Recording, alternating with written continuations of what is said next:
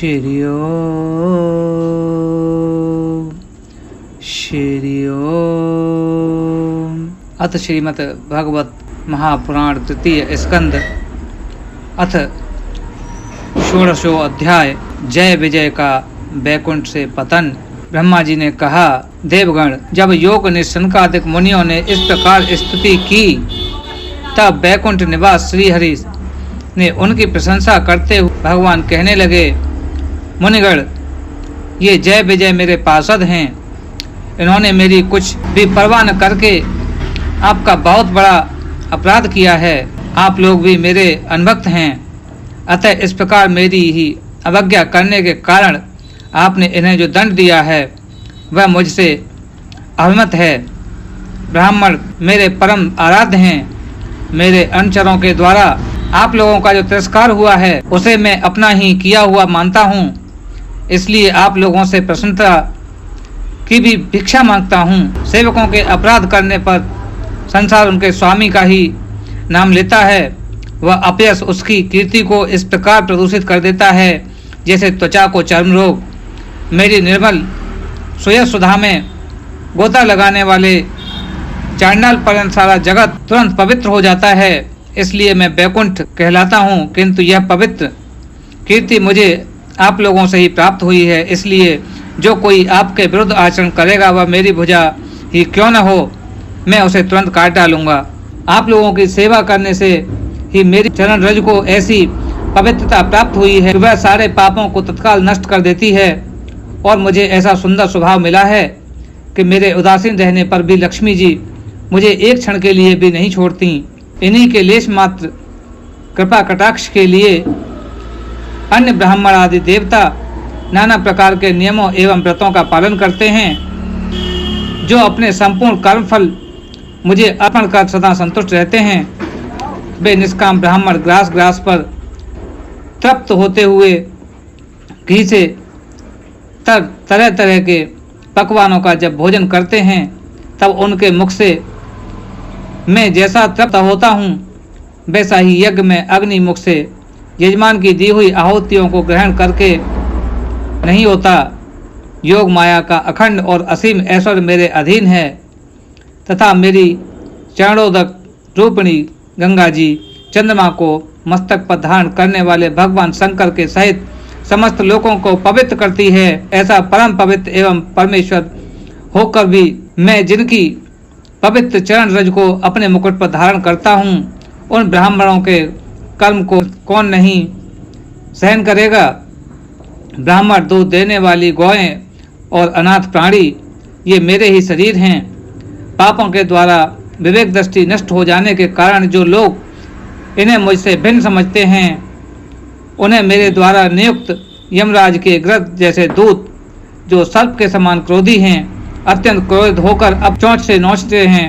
ब्राह्मण तिरस्कार पूर्वक कटु भाषण भी करे तो भी उनमें मेरी ही भावना करके प्रसन्नचित्त से तथा अमृत भरी मुस्कान से युक्त मुख कमल से उनका आदर करते हैं, तथा जैसे रूठे हुए पिता को पुत्र और आप लोगों को मैं मनाता हूँ, उसी प्रकार जो प्रेम पूर्वक वचनों से प्रार्थना करते हुए उन्हें शांत करते हैं, वे मुझे अपने वश में कर लेते हैं। मेरे इन सेवकों ने मेरा अभिप्राय न समझकर ही आप लोगों का अपमान किया है, इसलिए मेरे अनुरोध से आप केवल इतनी कृपा कीजिए कि इनका यह निर्वासन काल शीघ्र ही समाप्त हो जाए। ये अपने अपराध के अनुरूप अधम गति को भोग कर शीघ्र ही मेरे पास लौट आएं। श्री ब्रह्मा जी कहते हैं, देवता और शनकादिक मुनि क्रोध रूप सर्प से डसे हुए थे, तो भी उनका चित्त अंतःकरण से प्रकाशित करने वाली भगवान की मंत्रमयी सुमधुर वाणी सुनते सुनते तृप्त नहीं हुआ। भगवान की उक्त बड़ी ही मनोहर और थोड़ी अक्षरों वाली थी, किंतु वह इतनी अर्थपूर्ण सारयुक्त दुर्वेग्य और गंभीर थी कि बहुत ध्यान देकर सुनने और विचार करने पर भी वे यह न जान सके कि भगवान क्या कहना चाहते हैं। भगवान की इस अद्भुत उदारता को देखकर वे बहुत आनंदित हुए और उनका अंग अंग पुलकित हो गया।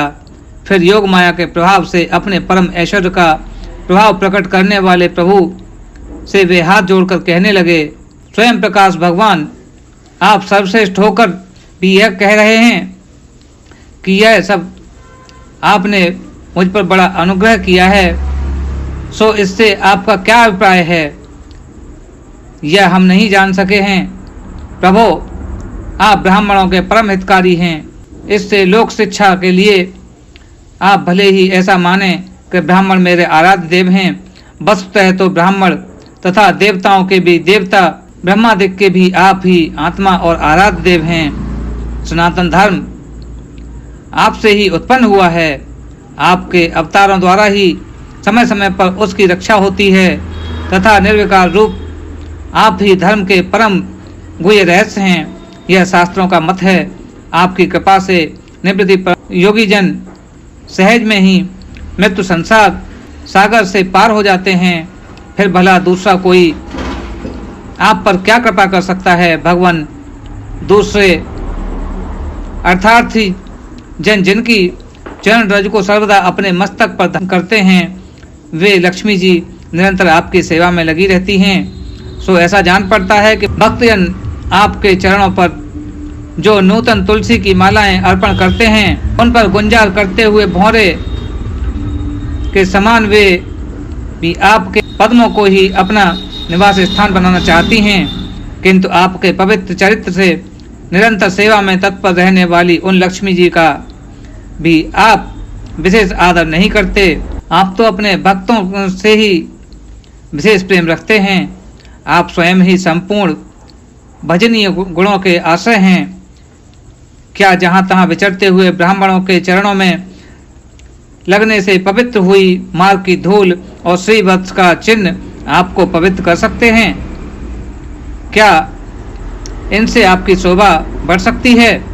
भगवान, आप साक्षात धर्म स्वरूप हैं। आप सत्य आदि तीनों युगों में प्रत्यक्ष रूप से विद्यमान रहते हैं तथा ब्राह्मण और देवताओं के लिए तप, सोच, दया अपने इन तीन चरणों से इस चराचर जगत की रक्षा करते हैं। जब आप अपनी शुद्ध सत्वमयी वरदायिनी मूर्ति से हमारे धर्म विरोधी रजोगुण तमोगुण दूर कर दीजिए। हे देव, यह ब्राह्मण कुल आपके द्वारा अवश्य ही रक्षणीय है। यदि साक्षात धर्म रूप होकर भी आप मधुर वाणी और पूजनाद के द्वारा उन उत्तम कुल की रक्षा न कर सके, तो आपका निश्चय किया हुआ कल्याण मार्ग भी नष्ट हो जाए, क्योंकि लोग तो श्रेष्ठ पुरुष के आचरण को ही प्रमाण रूप से ग्रहण करता है। हे प्रभो, आप सत्य गुण ज्ञान की खान हैं और जीवों का कल्याण करने के लिए उत्सुक हैं। इसी से आप अपनी शक्ति रूप राजा आदि के द्वारा धर्म के शत्रुओं का संहार करते हैं, क्योंकि वेद मार्ग का उच्छेद आपको भी अभिष्ट नहीं है। आप त्रिलोकीनाथ हैं, जगत प्रतिपालक होकर भी ब्राह्मणों के प्रति इतने नम्र रहते हैं, इससे आपके तेज की कोई हानि नहीं होती। यह तो आपकी लीला मात्र है। हे सर्वेश्वर, इन द्वारपालों को आप जैसे उचित समझें वैसा दंड दें, अन्यथा पुरस्कार में इनकी वृत्ति बढ़ा दें। हम निष्कपट भाव से सब प्रकार से आपसे सहमत हैं, अथवा आपके इस निरापद अनुचरों को शाप दिया है, इसके लिए हम ही को उचित दंड दें। हमें वह भी सहज स्वीकार है। श्री भगवान कहते हैं, मुनिगणों, आपने इन्हें जो शाप दिया, सच जानिए वह मेरी ही प्रेरणा से हुआ।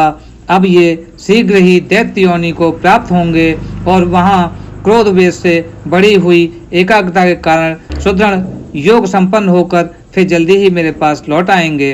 ब्रह्मा जी कहते हैं, तदंतर उन मुनीश्वरों ने नयनाभिराम भगवान विष्णु और उनके स्वयं प्रकाश वैकुंठ धाम के दर्शन करके प्रभु की परिक्रमा की और उन्हें प्रमाण कर तथा उनकी आज्ञा पाकर भगवान के ऐश्वर्य का वर्णन करते हुए प्रमुदित वहां से लौट गए। फिर भगवान ने अपने अनुचरों से कहा, जाओ, मन में किसी प्रकार का भय मत करो, तुम्हारा कल्याण होगा। मैं सब कुछ करने में समर्थ होकर भी ब्रह्म तेज को मिटाना नहीं चाहता, क्योंकि ऐसा ही मुझे अभिमत भी है।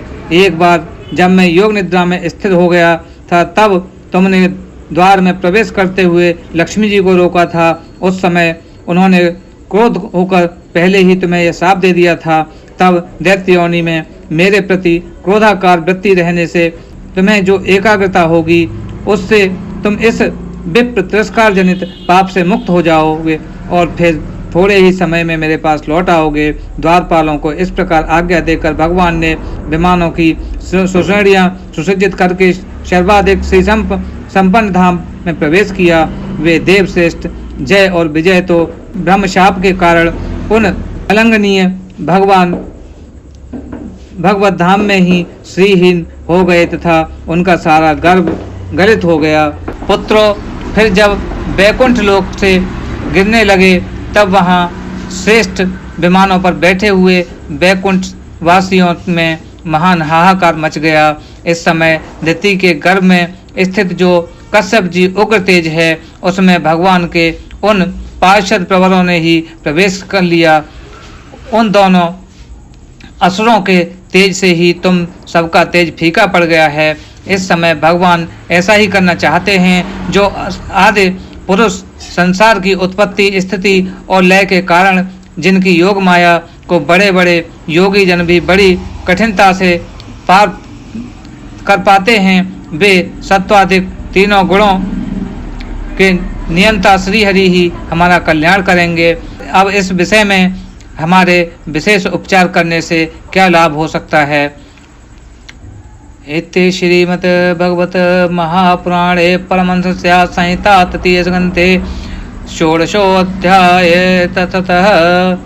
ओम नमो भगवते वासुदेवाय नमः, गोविंदाय नमः, नारायणाय नमः, श्री हरि नमो नमः।